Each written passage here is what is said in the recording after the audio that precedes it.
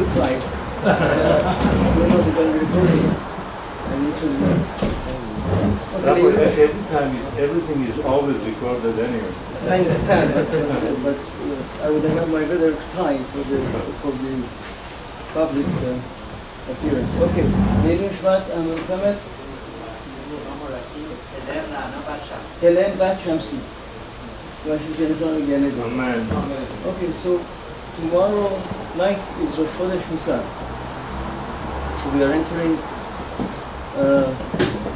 one of the most important months of the year. The truth of the matter is that it's important in more than one way, because according to one opinion that the world was created in Nisan, right? But the conclusion is that Alav Machshava, it was Alav Machshava to be created on Nisan, and in practice the world was created by the Tishri. So it's an important time of the year. So of course everything revolves around Yetziat Mitzrayim. The calendar starts from here. The very first thing Hashem talked to Bnei Israel, Anochi Hashem Elokecha Shel Me'eretz Mitzrayim. I think Yetziat Mitzrayim is mentioned probably 50 times in the Torah.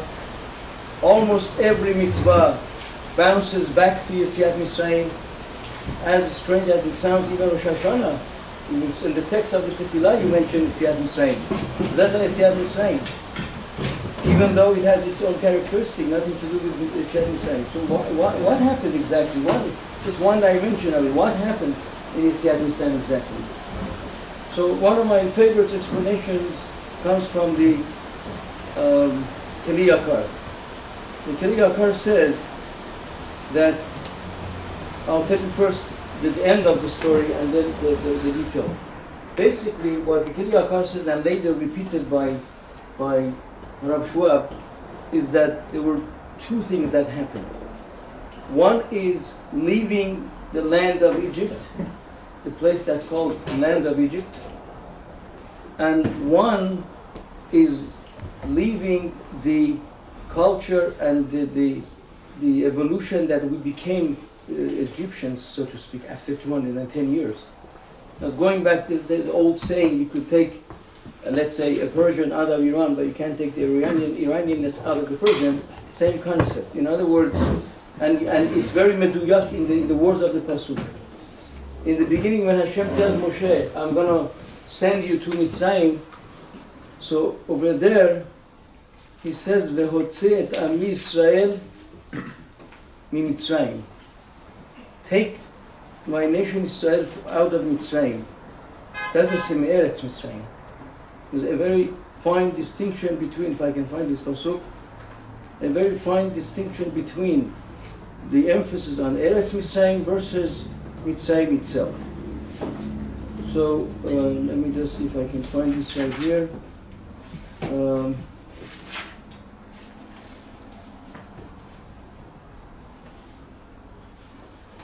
And the same thing, the same diuk you have in Parashat Re'eh.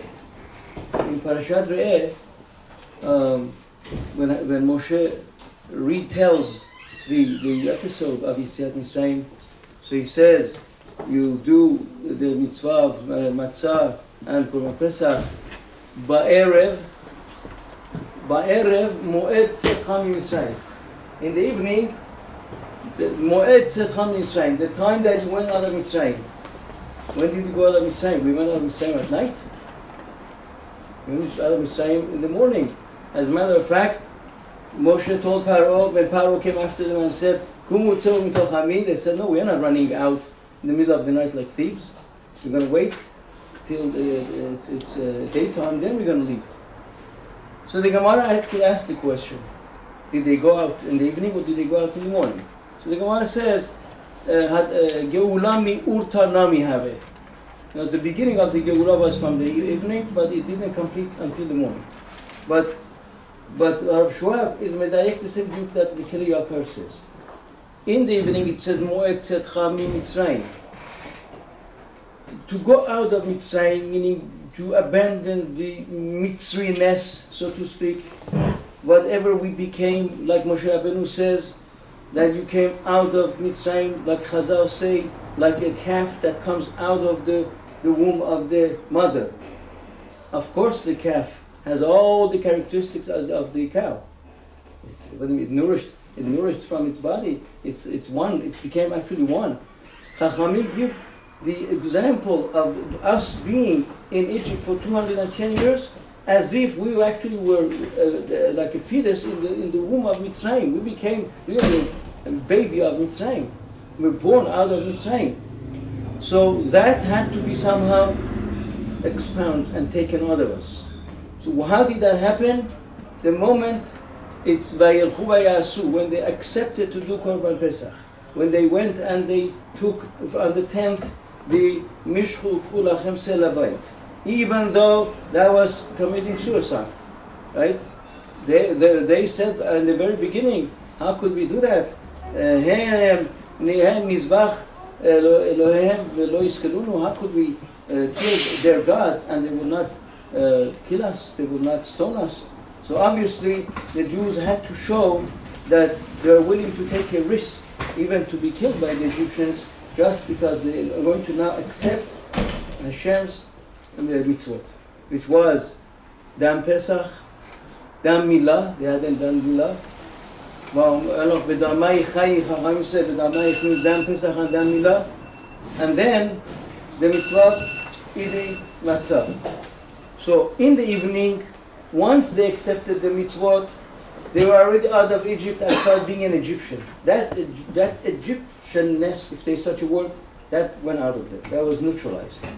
Then there was the actual physical getting out of the country of Mitzrayim. When you read the pasuk in Parashat, it says, in the morning, Moed Tzedcha me'eretz Mitzrayim. It doesn't say Mitzrayim, it says Eretz Mitzrayim, which is true. In the morning, we didn't leave the land till the morning. But we left Egypt in a spiritual sense already in the evening. So therefore it's correct. Ba'erev Moed Tzedcha Mitzrayim. In the evening was the time that you left Mitzrayim because you just divorced yourself completely from Mitzrayim. In the morning was a matter of physically leaving the parameters of the country of Mitzrayim. That's true, that was in the morning. So that distinction is really very relevant to us also. If we are in Galut, of course, if they were the baby that formed from the body of motherland Mitzrayim, they're considered the baby, that was only 200 years. We are here 2,000 years. How much more are we the babies of this Galut that we are in? But is there a way that we can actually be in this Galut and still not be the baby that's completely formed from the Tumah of the Galut and it's not Mitzrayim, it's Galut Edom, whatever Galut it is, Galut Ishmael, whatever Galut it is it possible? The answer is yes. Once the Torah gave us the possibility that you could be in Mitzrayim, but you don't have to be a Mitzri. They were in Mitzrayim in the evening, but with the acceptance of the Torah and the self-sacrifice that they did the mitzvah of Milah, doing Milah, and they're going to get up and go the next day. Who does such thing? But they were willing to take the risk. They were willing to do that. So then, once we did that, it became part of our, so to speak, genetics, that yes, we could be in Galut, but not become actually part of them. We don't have to become an American in the sense that I am really part of them. We appreciate every place we are in, but we are not, as Jews, we are not part of it, as in the sense that our values and who we are is not that. There's no contradiction. We can maintain our values, but we can also be good citizens of any country that we are in. So that's one important thing. What happened in Adam Mitzrayim, what happens every year when the Hashpa'ah comes down, which is what we believe that every year it's not just remembering Yetziat Mitzrayim, the Yetziat Mitzrayim is actually happening again. So much so that the Mishnah says, Chayav Adam lirot et atzmo, or leharot et atzmo. A person has to show himself, act in a way as if he himself were out of Mitzrayim. He has to actually feel that something is happening. He's going out of Mitzrayim. There's no Mitzrayim to go out of, but there is the Mitzrayim of America to go out of. But not in a physical sense, but we are not leaving this city, we are not leaving this country, but to take out of ourselves that whatever we absorb and we become part of it, and for some people they strive to become part of it, the Torah tells us no. You can be a good citizen, but you remain a Jew, and you don't have to become part of that. The other thing is, what happens with the achilat matzah? Now, the Chazal tell us that matzah was lechem oni. It was the cheap bread that they fed the servants. Nune choshk. That's what they used to, right? So now what happened? We also eat matzah afterwards. So what changed? So that Rav Schwab explains as follows. So that is a very interesting Ma'amar Chazal that says when you read the Pesukim, it sounds like it just happened that they didn't have enough time, and the law speak Vetsekam, they didn't have enough time, so it turned out to be, it was in a hurry, it became matzah, didn't become chametz. But that's a superficial. Why is it superficial? Because they knew from the beginning they're going to live in a matzav of hurriedness, the chipazon. So like everything became haphazard, they didn't know what to do, they had to rush out. Already from the beginning of Nissan, he told them, you have to do it in this manner. It's not that they were rushed. Yeah, it's true. It also says, Ki gorshu mitzrayim. Yes, the Mitzrayim, once everything was falling apart, they wanted to get rid of them. But when Moshe told them, you are going to leave Mitzrayim, he told them, you are going to actually live in a situation of chipazon. Makechem be'etchem, v'na'alechem be'raglechem, and 1 foot out the door. That's how you're going to do it. So they knew that it's going to be in a hurried fashion. So then why didn't they prepare the bread before? It's not like it, by chance, it happened to become a matzav of chipazon. No, it was by design a matzav of chipazon. Chipazon means rushing and hurrying out. It was by design. And if we need a confirmation of that, Rav Tzadok HaKohen says clearly. He says from there is a lesson throughout the history. Every time a person comes back to Teshuvah, he says, Al Teshuvah, he has to rush into it like the Yetziat Mitzrayim. Complete acceptance. Then you walk back slowly, and then you go over every mitzvah and every halacha, anything like that. But the acceptance has to be complete and at once. That otherwise it doesn't work. Meaning, true, we always say one step at a time. One step at a time is only for the person to be able to digest it, because otherwise it's too much. But the acceptance has to be at once. That's what it was at Har Sinai, was the same thing. At Har Sinai was exactly the same thing. What does the Gemara say? The Gemara says that the non-Jew or whatever, the kofar, saw the Jew, and he told him, he was so busy learning that he was squeezing his finger, he didn't realize his finger was bleeding. So he told them, Ama peziza, you hasty people, adain bepezizutaychu kaimi. You're still hasty like you always were. Look at you guys. And we said, what do you mean? He said, well, when it came to the Kabbalat Torah, you should have first heard what Hashem has to say and what He's going to offer. Then say Naaseh v'nishma. What is this? Just rushing into it, saying Naaseh v'nishma. What? Naaseh v'nishma? You didn't know what you're signing on. So he told him, well, you're right. If there is no trust, then you have to go and read every line and dot every I and cross every T. If there is trust, I want you to just tell me what to sign. That's all. That's how it is. That's how we actually run our world. Do you read every 17 pages of a contract? You don't. You trust the person who prepared it for you, that he is doing it for your benefit and it's accurate, and just sign where they tell you to sign. That's how it works. When there's trust, you don't read every single line. Most of it's, of course, standard form, but doesn't matter. You can always insert something in there. You want to know where people don't trust?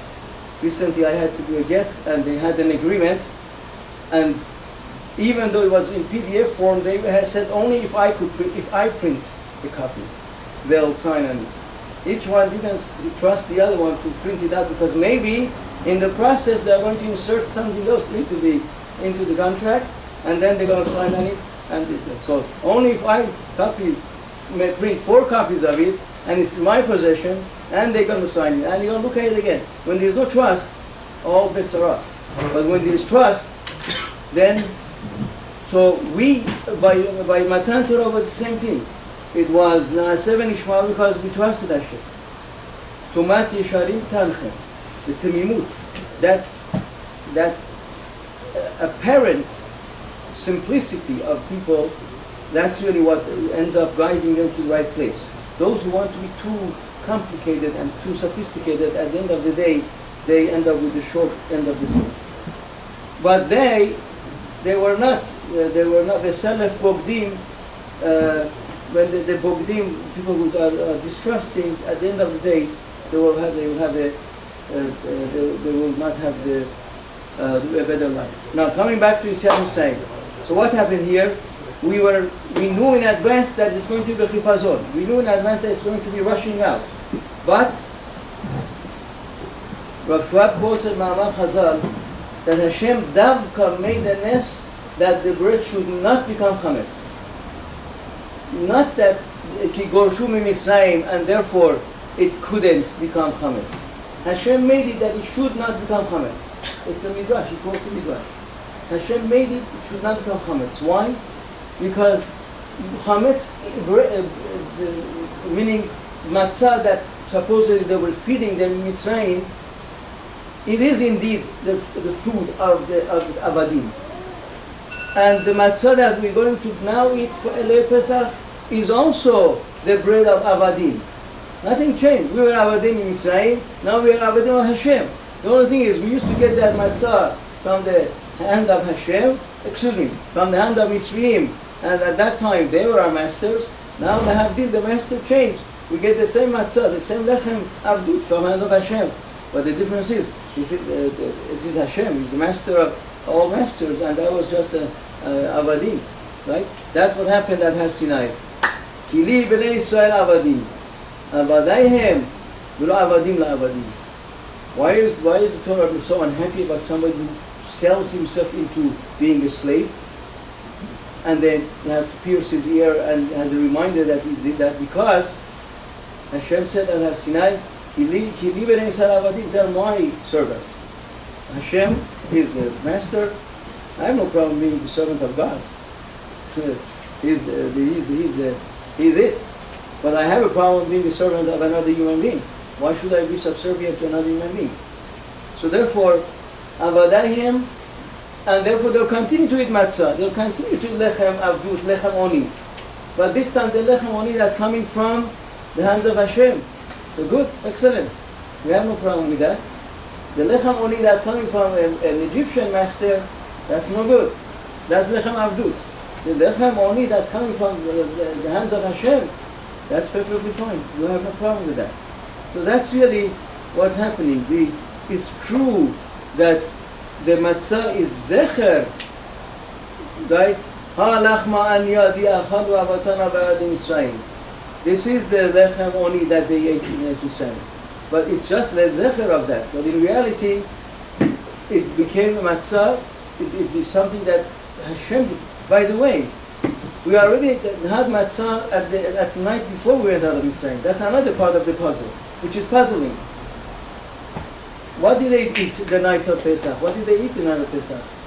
Matzah. They ate matzah. Al-matzot no yochlu. It said, Ba'erev tochlu matzot. They had matzah already at the night of Pesach before they left. So this whole scenario of the dough could not become chametz, and because of that we ate the matzah. Wait a second, we had matzah before already. In the beginning of the night we ate the Gomer Pesach with matzot. The mitzvah was Ba'erev tochlu matzot, and it said al matzot no yochlu. That was for then and ledorot and forever. But the Haggadah, the Mishnah tells us why we are eating the matzah the night of Pesach also as not, because that may have been just a mitzvah for that moment. But the one that we so to speak commemorate every year is lezecher, the matzah that happened when we went out of Mitzrayim. That the one that was in the matzah of chipazon and hurrying out into where? Into the hands of Hashem. Like the child that runs towards his mother, that's how he was. We ran toward our father or mother. So this is the main thing. There was a Yetziat Mitzrayim ba'erev, Moed Tzedcha Mitzrayim.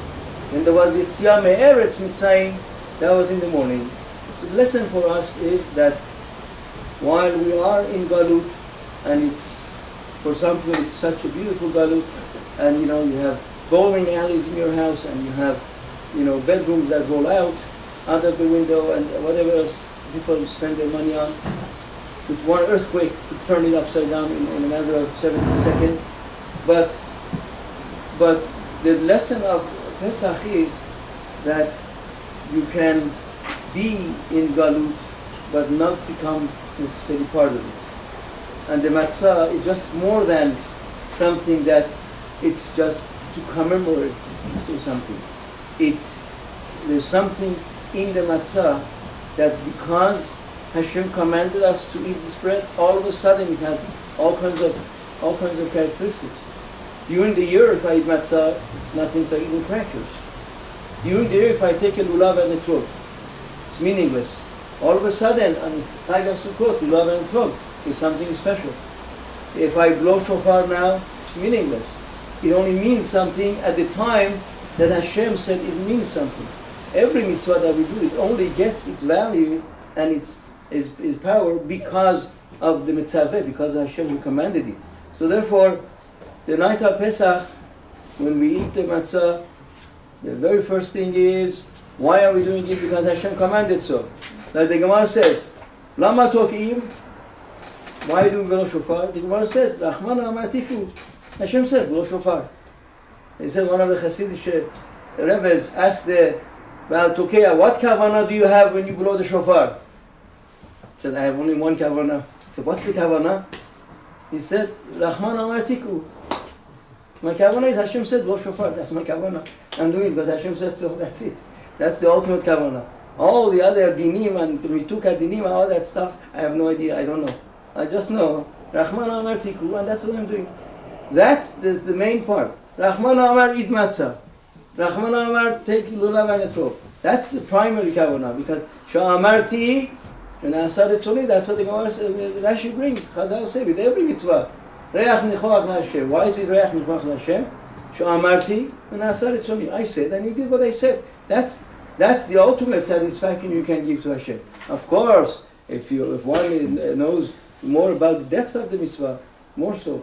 So the night of Pesach is a very special time, both in the what's intrinsic in eating the matzah, whether it's called Nahamad Asfata, it's bread of refuah and cure, which is both perhaps physical but more so it's spiritual. Because see, and it's Nana de Mehemnuta, it's called bread of emunah. And Rav Pinkus Zatzal writes that even if your child is going to fall asleep and he's not going to be up for the time of eating matzah, let him go to sleep, that's fine. But just give him a piece of matzah before he goes to sleep. A child that eats matzah the day of Pesach is going to have a different level of emunah than the child that went to sleep without eating matzah. He is not obligated, he is not bar mitzvah, but yes, don't keep him up till 10 o'clock or whenever to eat matzah. He's only a child. But just give him a piece of matzah before he goes away. Because a child that eats matzah, it's Nahama de Mehemnuta, he is going to have emunah in him already as part of his spiritual growth. So therefore, the night of Pesach, if we actually adhere to all these mitzvot, we understand how valuable it is. We can actually come out of it with a different feeling, a different approach, a different understanding, and above all, to have the awareness that even if we are in Mitzrayim, we are not Mitzrayim. Even if we are geographically in Galut of Los Angeles, we are not part of Galut of America, as beautiful as it is externally, but that's not what we belong, and we don't become part of that. It's our surrogate mother at best. Let it be our surrogate mother. It's not our mother. So there we have a question: who is the real mother?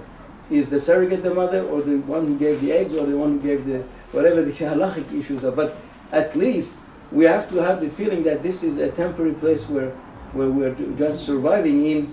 All right, for the ultimate end of the Geulah Shelema B'Kol B'Yamenu. I'm making it up so.